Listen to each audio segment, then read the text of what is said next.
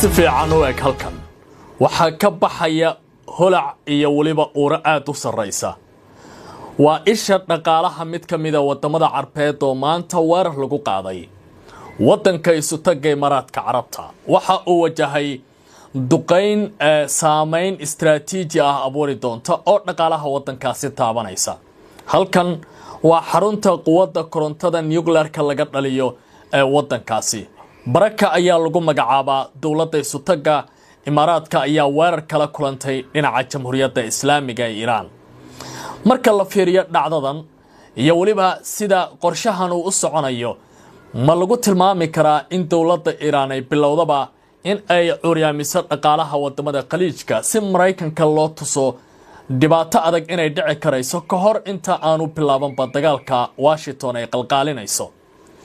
ninkan aad aragtaan Maxamed bin Saayid ayaa lagu magacaabaa noloshii ugu adkayd ee hogaamineed ayuu ku wajahayaa wadankiisa isagoo dhibaatooyinka lugihiisa ku doontay sida ay tilmaamayaan ninkan kale aad aragtaana waa Rafael Grossi hogaamiyaha ama agaasimaha guud ee hay'adda atomikada adduunka war ayuu ka soo saaray shucaaca laga baqayo xaruntan inay sii dayso oo xitaa marka laga yimaado saameynta dhaqaalaha abuuraysa midda nolosha iyo saameynta caafimaadka ee gobolka Khaliijka warbaan ka siiraya dhacdadan oo lagu tilmaamayo mid ka mid ah weeraradii ugu masiibaysnaa ee Imaaraadku ay la kulmeen tan iyo markii dagaalka gobolka Bariga Dhexe uu dib u bilaabmay halkan nolosha ayaa caadi u socota dadku waxay ku jiraan howlahooda caadiga ah suuqyaduna waa camiran yihiin waa magaalada Tehran ee caasimadda wadanka Iran iyana waxa laga baqayaa dhibaatooyin adag maalmaha soo socda inay la kulanto dawladda Mareykanka ayaa la qorsheynayaa in ay abaabulayso mid ka mid ah weeraradii ugu adkaa ee lagu qaadayo wadankan halkan soo eeg waa ra'iisul wasaaraha Israa'iil Netanyahu oo isna la kulmaya golahiisa wasiirada waliba golaha loo yaqaan kuwa kooban ee amniga iyo dagaalada jaangooya go'aanadii ugu dambeeyay ee talooyinkii ugu dambeeyay ayuu ku jiraa iyadoo ujeedadu ay tahay isbedel la dhici karaya soo laaba mar kale ciidamadan sidoo kale wad aragtaa iyana waa diyaarsan yihiin waa kuwa Jamhuuriyadda Islaamiga ah ee Iran waxa ay soo saareen hadal ay leeyihiin isbedel la dhici doona jawaabta ka dhalan doontana cidda wax ka heshayaanay waxba naga siin haddaba markaad isu geyso weeraradan bilowga ah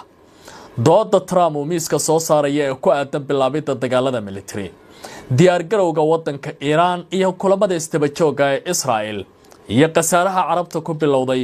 xagee gobolka Bariga Dhexe u socdaa maanta xagee soo xal ku hoyday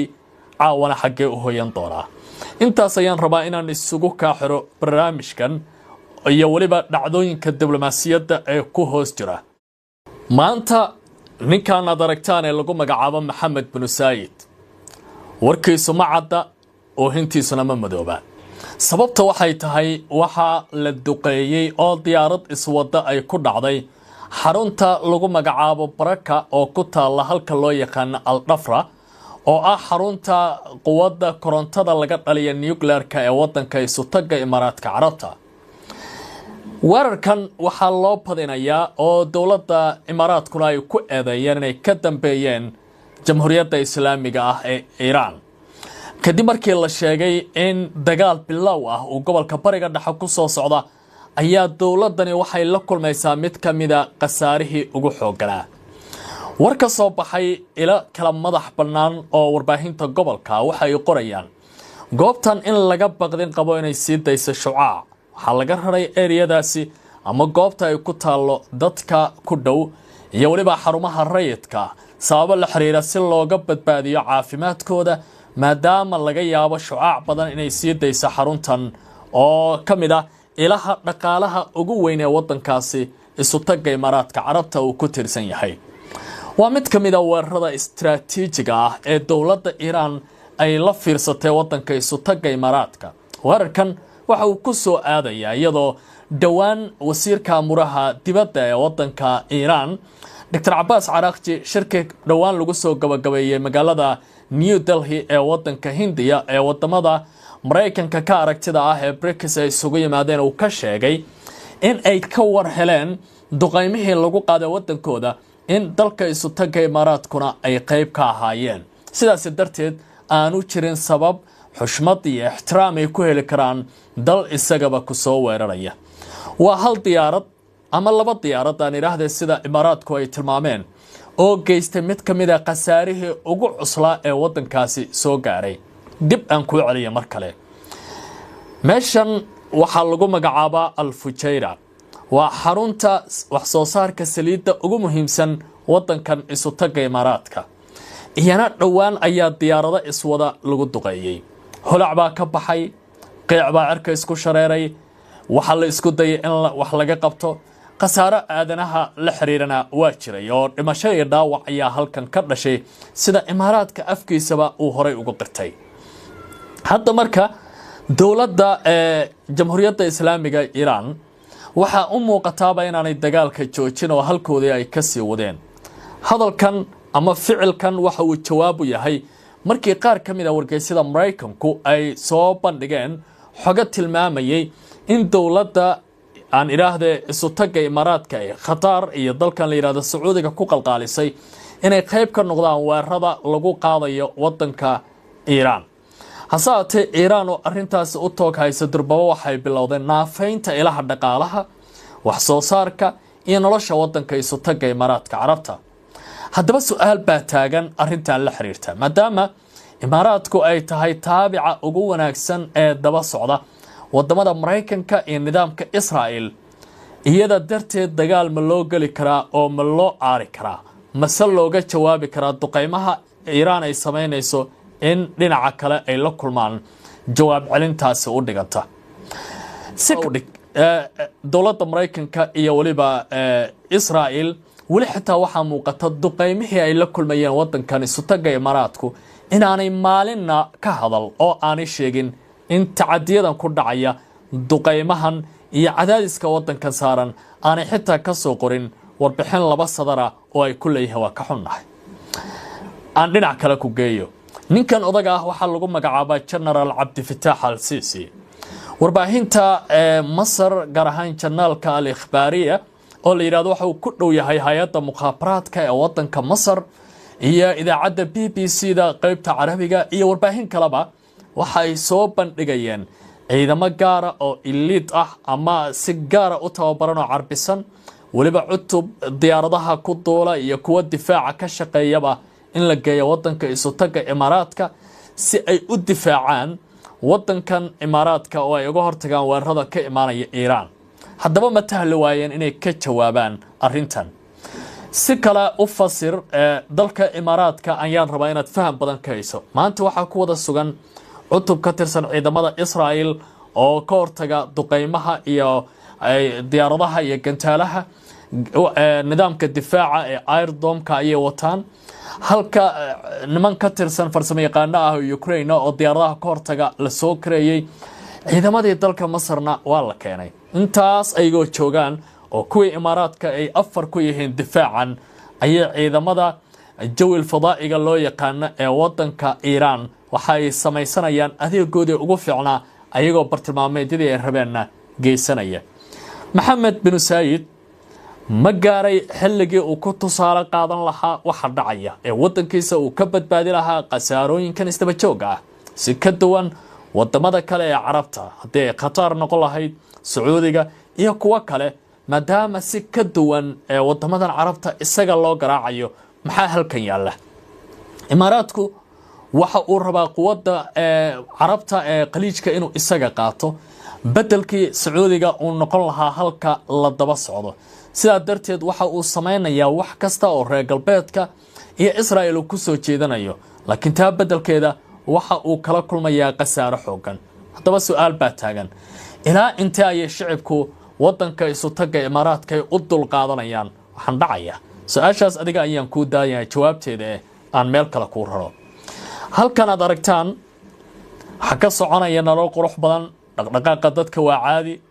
ganacsiga si toos ah ayuu u socdaa laakiin dareen ayaa lagu joogaa oo mar walba waxa la fili karaa inay dhibaatooyin ka dhacaan halkan sida telefishinka Al Jazeera warbixin taxliiliya uu daabacay uu ku tilmaamayo waxa laga cabsanayaa in ciidamada Mareykanka iyo kuwa Israa'iil wada jira saacadaha soo socda ay duqeymo ka sameyn doonaan waliba magaalada istiraatiijiga ee Isfahan ayaa waxay tahay meesha indhaha caalamka ay ku fooraraan maadaama Trump iyo Israa'iilba ay doonayaan ciidamadooda inay lug ku galaan uraniumka halkaas lagu keediyana ay soo qaadaan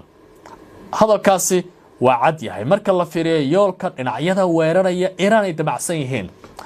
laakiin markaad geeskan kala ka eegto ama xagashan aad fiiriso waxa Trump iyo Netanyahu ay doonayaan ma sahlana sababtu waxay tahay ciidamadan waa kuwa ilaalada kacaanka jamhuuriyadda islaamiga ah waxay bixinayaan doodihii ugu dambeeyay waxay banaanka keenayaan difaacay ugu dambeeyay waxaana leeyahay aad ay u feejigan yihiin iyagoo ku dhawaaqaya waxa dhacaya in aan laga shalay doono taliye sare oo maanta ciidamadan ka hadlay waxa uu telefishinka u sheegay Iran in shicibku aanay u walwalin jiritaanka wadankan iyo waliba si shaqeynta nidaamka kacaanka waxa uu yiri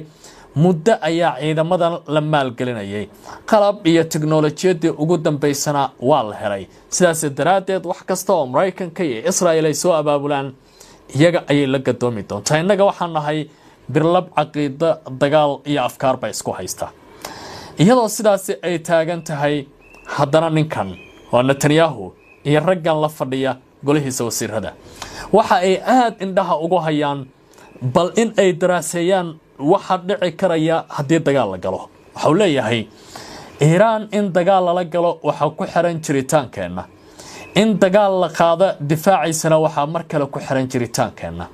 laba caqabad oo taabanaya jiritaankeena ayaan mar walba dhaxda uga jirnaa laakiin ma waxaan qaadanaa inaan isdhiibno oo la inoo koro maalinna aan baabaano mise inaga oo hardamayna ayaan waqtigeenu iman karaa sidaas oo ay tahay dawladda Iran iyo Israa'iil waxa ay abaabulayaan hadda dagaal cidda dagaalka lugaha loo gelinayana waa wadanka Mareykanka qaar kamid ah shicibka Ameerikaanka waxay ka fakarayaan sababta ay dagaalkan u gali karaan isla markaana Iran oo aad uga fog iyadoo aan mushkilad ku ahayn waxa loogu abuurayo mushkilad xoog leh waxa la eegayaa goorta iman doonto duufaanta deganaanta ka horeysa taasoo Trump xalay ku soo qoray bartiisa Truth Social mustaqbalka gobolka dhexe macadda manamadooba waa wadan ama waa gobol tilaabo kasta oo dagaal ay ka dhici karaan iyadoo gadaal ay fadhiyaan dhinaca Imaaraadka oo kaartooyinka qolal mugdi ay ku soo qorayaan Xi Jinping iyo sidoo kale hogaamiyaha Ruushka Vladimir Putin taasoo Iran kaartooyinka ugu dambaysa lala wadaagayo waa dagaal ka ballaaran hal dal waa dagaalka is aragga quwadaha waaweyn iyo dagaalka dhiigbaxa ka hor dagaalka weyn kaas oo qubaradu ay ku tilmaamayaan waa bilowga hore ee dagaal saddexaad oo adduunka ka dhaca oo waliba noqon doona dagaalka nuclearka oo loo yaqaano masiibada dunida iyo baaba'aadanaha